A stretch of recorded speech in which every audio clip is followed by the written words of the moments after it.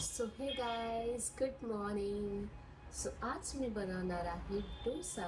खूप दिवसानंतर ॲक्च्युली माझं चाललं होतं बनवायचं, पण मी नेमकं आहे ना पीठ बनवायचं विसरून जायचे. सो मी काल रात्री आठवणीने केलं आणि मम्मी म्हटली आज केलंच पाहिजे. तर मग मी मस्तपैकी डोसा बनवला होता, कारण की मला खाऊशी वाटला होता. सो मी मस्त केला होता आणि तो इतका छान क्रिस्पी पण झाला होता, कारण पीठ खूप छान फुगलं होतं. त्यानंतर मम्मूला आधी नाश्ता दिला. ती नाश्ता करत बसली होती आणि तिला आम्ही गेलो होतो घेऊन पोलिओ द्यायला, कारण की पोलिओ होतं त्यामुळे.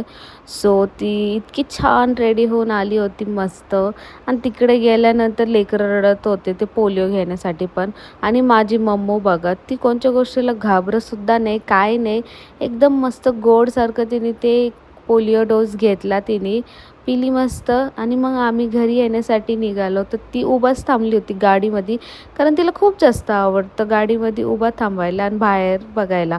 त्यानंतर रात्री 2:30 वाजता तिचे डॅडी आले बाहेरून, तर तिच्या डॅडीसोबत ती इतकी जास्त मस्ती करत होती आणि त्यांना झोपून पण नव्हती देत, काहीच नाही. बघू शकता रात्रीचे 2:30 वाजले होते. चला भेटूया उद्याच्या ब्लॉगमध्ये. बाय.